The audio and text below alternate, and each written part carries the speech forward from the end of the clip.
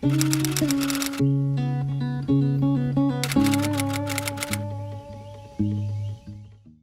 the third edition of Wits and Wisdom, we have Meghan sir, a former student at JPIS who is now a teacher in the same school. Being the true embodiment of the quote, once a JPIT, always a JPIT, sir walks the hallways of the school, instilling immortal, commendable values in his students. So without further ado, let's dive right into this. Sir, we've seen your name in the register for being late or for disrupting classes. So is there specifically any funny incident that you can remember from that? And just like tell us about it.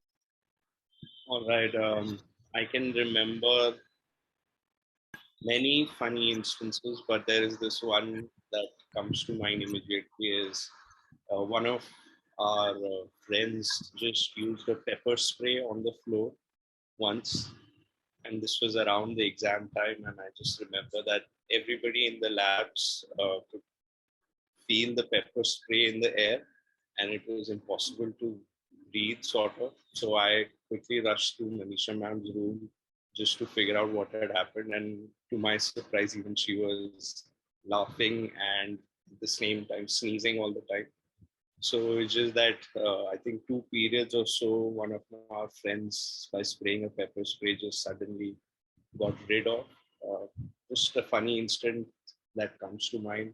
Apart from that, I did all the fun stuff that you guys are doing. I remember a couple of my friends were trying to escape from the school without a gate pass in the back of the car. So I've seen a couple of your seniors maybe try the same and get caught, but we did sneak out once or twice. That That sounds Yeah. fantastic. So, as That's the pepper spray one, if you don't mind me asking, did your friend get caught? yeah, he was caught, and since that was everybody was focused on the exam at that point, and we were trying to get rid of or submit our IAs. There was not a very strict punishment, and I kind of liked it because it was just a prank, which was not made in any bad Intention. intent, just fun. I just want to clarify for the escaping in the back of the car without a gate pass. Our grade does not do that. Yeah, I'm glad you should not. We're very Yeah. strict about it now. The rules get better and stricter each year. Yeah. You have to do new things. Exactly.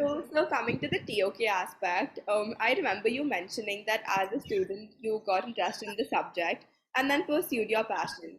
So through like what sparked your interest in TOK, and then through what means did you pursue your interest in school and afterwards in school and college? All right, that's an excellent question. So, I was very curious about philosophy when I was a student, and I had read about it myself to a small extent. But then once I got introduced to TOK with Niharika ma'am, Jaya ma'am, all of them were teaching at that point of time. I just got a very new perspective.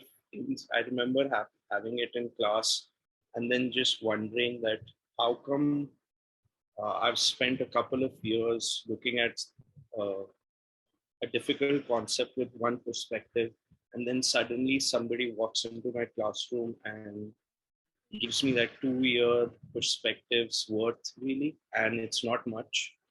Then I figure out different ways of looking at it there. So it kind of opened my eyes that I don't know things the way I think I know them. There is still a very great extent uh, of perspective that revealed to me. So I knew that when I was student and studying TOK. From there on out, even life had its own plans, sent me on many adventures and journeys, and I got chance to widen my perception and gain more perspectives. So I've always been an avid reader. I read books like just pick up a book, finish like I take so usually. So even as a child eating too much, then in college, and TO is a very malleable subject because it moves through different subjects. So the knowledge that you gain in TOK is kind of transferable, personally have found. So in that sense, it really helped me once I actually walked into the TOK classroom. I had different strengths and weaknesses in different areas of knowledge. And that's something I use specifically to connect and relate with students, because it doesn't matter which perspective they're looking from. The realization that that's not a very final perspective is a very valuable one, because then you are kind of okay with having a perspective, but be willing to see another one. And that's, I think, that subject's particular gift to us as students. So that Thank you, comes sir. to the next question itself, since you talked about perspective. So we discussed that our belief system comes from our perspective, which is directly derived from our experiences. So what was one experience in your life that kind of changed your perspective and was a turning point that made put things into perspective for you? All right. So I personally don't like the word belief that much. I kind of tell my students, don't use the word belief very freely, because belief is something that you form over an aspect of life that you don't know it's in its totality. Because when we see things, we don't need beliefs. I don't need to believe that the sun is going to come up from the east tomorrow. I will see it come up in the morning. So I'm not believing about it. But something that really changed my perception and made me see how beliefs might limit my perspective was meditation. So once I started meditating, once I was in second year and sitting with my college friend, and I just had a brief meditative experience, and I started inquiring about what it is and what kind of abilities or what kind of capabilities it can give me. At that point, everything just took a very different turn than I was intending. I was studying finance and marketing. I was going to become a financial analyst or investment banker. My life was very focused towards the banks rather. And then suddenly meditation and yoga and everything gave me that strength and that perspective to really find out more valuable things in life and change my experience of living rather than just have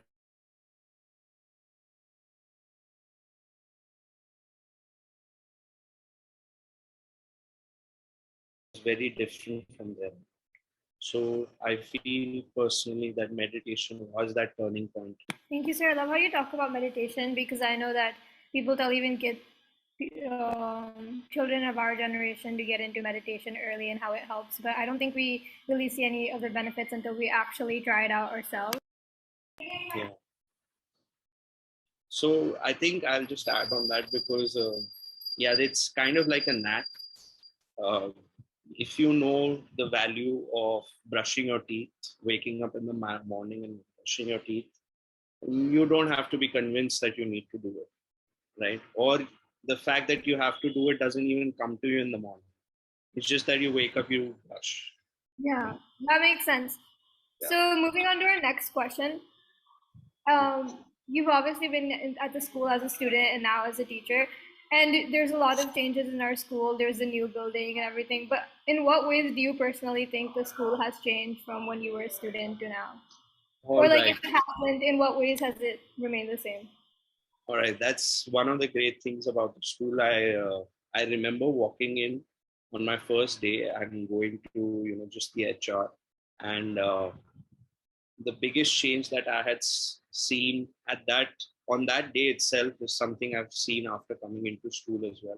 And that is that students have become conscious of their future, what they're consuming as knowledge. And there is a very pure zeal in students, and increasingly so, that the next batch of students, I'm just generally expecting are very sincere and passionate about what they want to learn, and whatever change they want to bring about, they are taking action for it. It's not just a dream inside their head. Right now, whatever opportunities and whatever avenues they can find, they take that step forward. And that's something that I feel has changed and grown over the years, more so with your batches than with mine. Thank you so much, sir, for that. And You would say that. yes, sir. So, having returned to school, you've undoubtedly recognized concerns of students from a perspective different from the rest. In a sense, you've aided students cross such milestones much more easily now and help the school become better in all ways possible. So, do you think it's important to give back to the place or people who inch you closer to your ultimate goal in general? Definitely, I've seen its value also, and it is a very necessary aspect, because once you go back to your source and start giving there, or once you start going back to your source and even taking care of it, you realize that your contribution and your actions have a deeper effect. I can go and do volunteer work, I can go and do um, several other actions that will bring about positive change in the world, but I will have a less of a impact there, at least in the initial years, till I build that relationship over the course of 10 to 20 years, or whatever I'm looking for. But because you've already been at the source, because you've already walked out of there, even when you come back, your reception and your ability to effect change is a lot deeper. So alumni traditionally have all over the world in major institutions have come back and created many avenues for students, which have really pushed and taken them forward by light years, rather than those small steps being taken by somebody who's not involved and not related to the organization as such. So therein I find the utilitarian value in it. But of course, even for the individual's growth, coming back and realizing and working with your source gives you a lot of freedom later on. It's something you would like to find out. I personally would recommend it. That sounds very interesting. I would like to, after I graduate high school, become an alumni, come back to school and see how it's like. I know a lot of kids are already coming back. The class of 20, the class of 21 had just had their first year. They all came back. I knew it was very exciting for all of the teachers to see them. So I think that wraps it up. Thank you so much, sir, for enlightening us with your newer and constructive insights. I'm sure everyone would love to hear your story because it's such a different perspective. Like, I don't know you personally, but when I heard about your story, I was like, I need to interview Meghan, sir. So we really hope you all enjoyed this session today and found it somewhat informative as well. Be sure to check out the JPIS journal at JPIS editorial board on Instagram, or even your school emails. We appreciate any and all feedbacks. Thank you everyone for watching.